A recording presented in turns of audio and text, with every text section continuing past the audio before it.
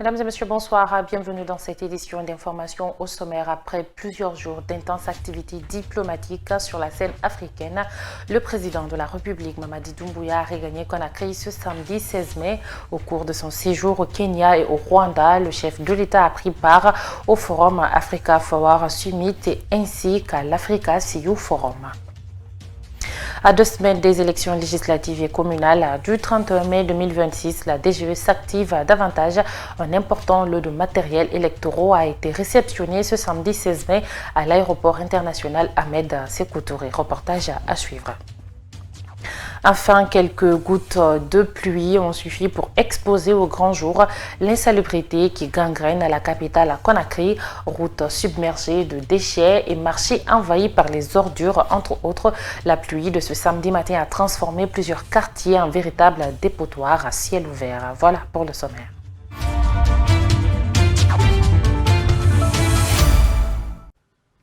Encore bonsoir et bienvenue à tous. Le président de la République, Mamadi Doumbouya, a regagné Conakry ce samedi 16 mai après son séjour au Kenya et au Rwanda. Il a pris part au forum Africa Forward Summit et l'Africa CU Forum. Le chef de l'État a été accueilli par les autorités gouvernementales, militaires, les présidents des institutions républicaines et des corps diplomatiques accrédités en dîner. L'accueil à l'aéroport international Ahmed Sékou Touré de Conakry a été chaleureux. Et puis des citoyens et autres personnalités publiques étaient aussi là pour accueillir le président. Tous ont exprimé leur satisfaction du retour du chef de l'État. Suivez ses réactions au micro dans Choubaï le Baldé. Merci beaucoup, nous sommes très impressionnés. Tout ce que vous avez, si vous avez dû remarquer, la Guinée était absente sur la scène internationale. Mais aujourd'hui, grâce à ces différentes sorties du président de la République, ce dynamisme, la Guinée est en train de revenir sur le concert des Nations Unies. Tout ce que nous pouvons dire, c'est de dire merci au président de la République. Lui dire que grâce à son leadership, la Guinée est en train de reprendre sa place d'antan. Nous sommes très contents, nous lui disons merci et nous lui disons bravo. Vous avez vu, depuis 11 h, les gens étaient ici, il est maintenant 16 h. Les gens étaient ici, ils manifestaient leur joie, ils dansaient. Vous voyez ce qui se passe autour. Donc c'est une façon de vous dire que la population a adopté le président de la République. La population est contente du président de la République pour tout ce qu'il est en train de faire. Depuis le matin, nous sommes là pour accueillir notre champion. Et pour cela, on n'a pas besoin de boire même de l'eau. Vous voyez, vous avez vu l'engouement des uns et des autres. Et nous sommes là, ici, à l'aéroport pour l'accueillir à bras ouverts, pour lui montrer combien de fois les Guinéens sont derrière lui. Non, cela nous inspire que la jeunesse, déjà Simandou 2040, est un projet pour tous les Guinéens, pour tous les jeunes de la Guinée, et de croire à son projet de société, car c'est ce projet qui peut bâtir la Guinée. Comme annoncé au sommaire, la Direction générale des élections a réceptionné des spécimens pour les 2 scrutins du 31 mai 2026. Un grand lot de ces matériels électoraux est arrivé ce 16 mai à Conakry. Le directeur général adjoint de la DGE, accompagné de certains travailleurs, était à l'aéroport international Ahmed Sékou Touré pour assister au débarquement. En Sobaï le Baldé. Il s'agit des spécimens pour les élections législatives, uninominales et plurinominales et les communales. L'arrivée de ces matériels électoraux marque une nouvelle étape du processus.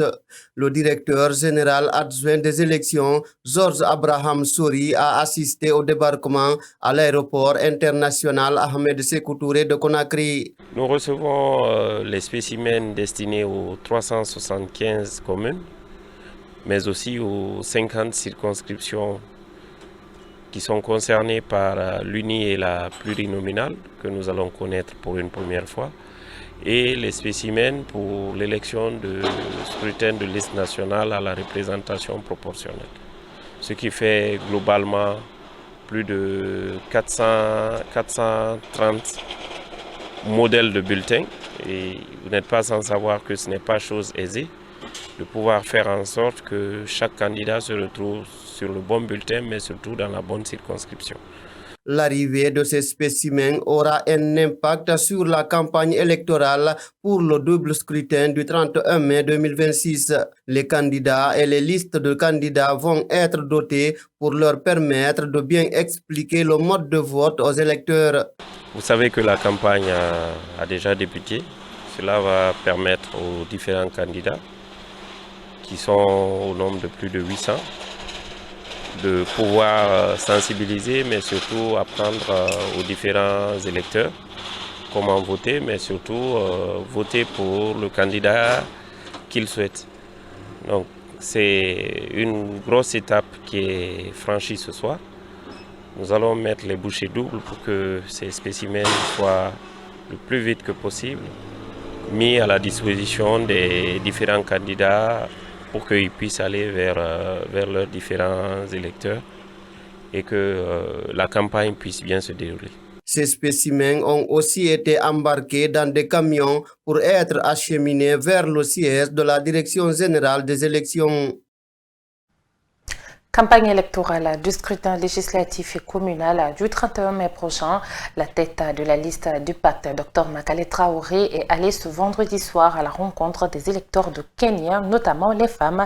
Elle a expliqué à Chelsea ses ambitions et sa volonté de défendre le droit des femmes une fois à l'Assemblée nationale. Reportage Mamadou Tanouba.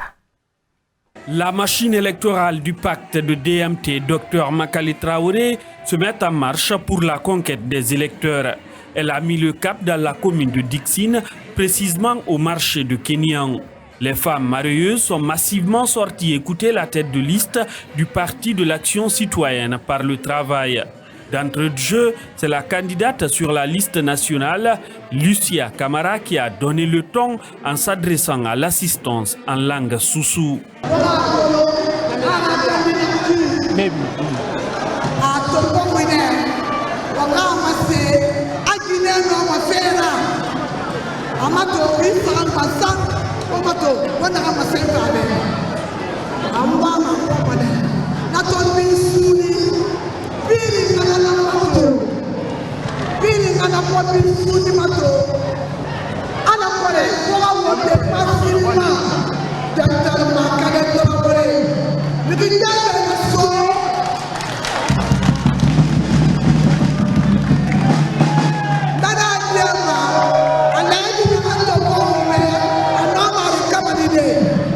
Quelques pas de danse pour haranguer la foule. C'est au tour de DMT, Dr Makale Traoré, de s'adresser aux militants de Kenyan massivement mobilisés pour écouter les ambitions de la tête de liste du pacte une fois à l'Assemblée nationale.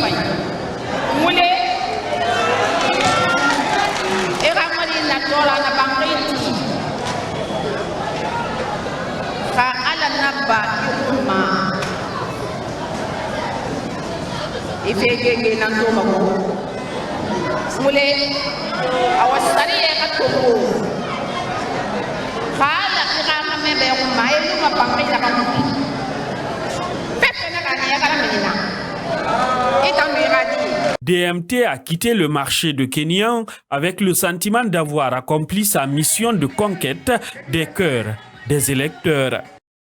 Restons dans le même cadre. Les candidats de l'UMP alliés à la GMD étaient face à la presse ce vendredi. Dansa Kourouma a expliqué pourquoi voter la liste de l'UMP pour les législatives. Il avait à ses côtés le candidat tête de liste Boubacar Sidiki Diallo. Mohamed Lamine Dafé. Il est inscrit sur la liste des candidats de l'UMP alliés à la GMD. Dr Dansa Kourouma a expliqué à la presse pourquoi son choix d'aller aux législatives avec l'alliance UMP-GMD. Pour lui, leur liste regorge des candidats de haute qualité pour être à la prochaine Assemblée nationale. Les meilleurs candidats, ce n'est nulle part que sur la liste de l'UMP. L'UMP, c'est la continuation des réformes que nous avons commencées au début de la transition. Une constitution des lois organiques et des lois ordinaires et la mise en place des institutions solides et robustes qui résisteront au temps et à la tentation des hommes. Il faut choisir la compétence parce que en 5 années, pour changer la Guinée, il faut les hommes compétents. On ne vient pas à l'Assemblée pour apprendre. On n'a pas besoin de députés stagiaires. On a besoin de députés compétents, des hommes qui ont fait leur expérience dans leur profession respective, des hommes qui sont et des femmes qui sont passés à l'Assemblée nationale, qui ont prouvé aux Guinéens ce dont ils sont capables. Des grands médecins, des grands juristes et des politologues, des ingénieurs, des enseignants, toutes les catégories socio-professionnelles figurent sur la liste de l'UMP. C'est la liste du rassemblement. Des questions de compréhension ont été posées par certains journalistes qui étaient présents à cette conférence, notamment la problématique du loyer cher à Conakry qui attire l'attention de beaucoup d'observateurs. Dans un autre cadre, un présumé cambrioleur a été interpellé par des agents de la police ce vendredi 15 mai sur le nouveau pont de Kakimbo récemment inauguré. Selon la police, il était en train de commettre des actes de vandalisme lorsqu'il a été arrêté. Une enquête a été ouverte pour retrouver ses complices. Bangali Kamara. Il s'agit d'un jeune homme âgé d'une vingtaine d'années. Il est soupçonné d'avoir arraché des câbles en cuivre et plusieurs équipements sous le pont de Kakimbo par les services de la police.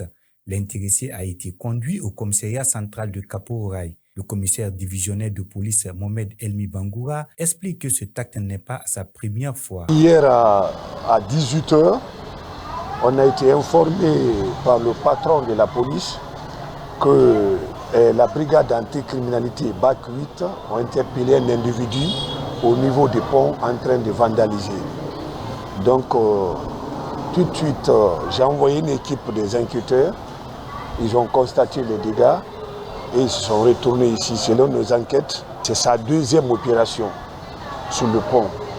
Et pour la première fois, quand ils ont enlevé les fils électriques, ils sont partis vendre à, je crois, le kilo à 200 000, selon lui. Et les vis, ça aussi, le kilo à 180 000, selon lui. Interrogé, le principal concerné ne nie pas les faits. Il dit avoir agi en complicité avec son ami qui a pris la fuite. C'est mon ami qui m'a demandé de l'accompagner sur le pont, qu'il y a des câbles là-bas qu'on va arracher. Arrivé sur les lieux, c'est lui qui arrachait les câbles et j'étais en bas pour surveiller. Quand il est descendu en courant, il m'a dit de courir pour ne pas qu'il nous arrête. Les riverains confient que ce pont commence à être un nid de malfrats.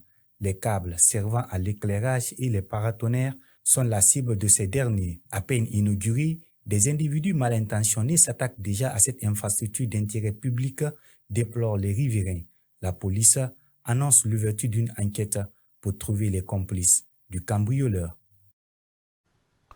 Et pour finir, la pluie qui s'est abattue ce samedi matin sur Conakry n'est pas restée sans conséquence.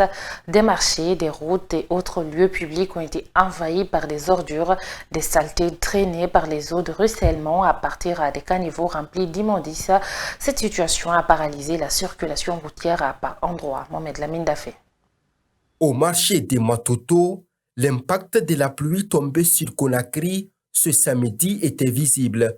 Le rond-point et les alentours ont été tous touchés par des ordures drainées par les eaux de ruissellement. Des objets de tout genre composent les immondices déversés sur la voie publique. Cela a considérablement impacté le quotidien des citoyens et les usagers sur la circulation routière. Face à cette situation alarmante, Fatoumata Kamara, administratrice du marché, dénonce ce qu'elle appelle un civisme de certains citoyens. Matoto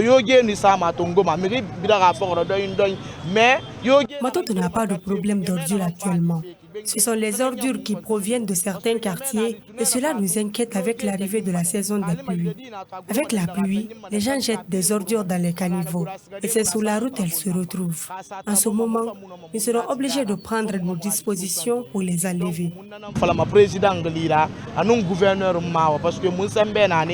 Mamadi Nabé, secrétaire général de la commune de Matoto, qui assure la gestion courante de la mairie, dit être confronté à d'énormes difficultés, malgré les efforts fournis dans le cadre de l'assainissement. Franchement, nous sommes confrontés à des difficultés.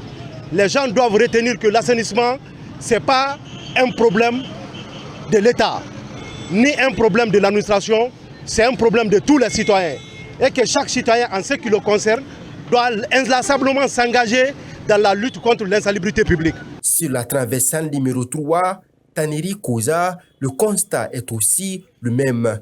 Des saletés déversées sur la route et des caniveaux remplis d'ordures. Toujours à Koza, non loin du carrefour, en quittant Anko-5, il y a des eaux stagnantes devant des boutiques et magasins élargis sur la route. Et voilà, c'est la fin de cette édition d'information. Grand merci à tous de l'avoir suivi. Passez un bon week-end en compagnie de nos programmes et services. Au revoir.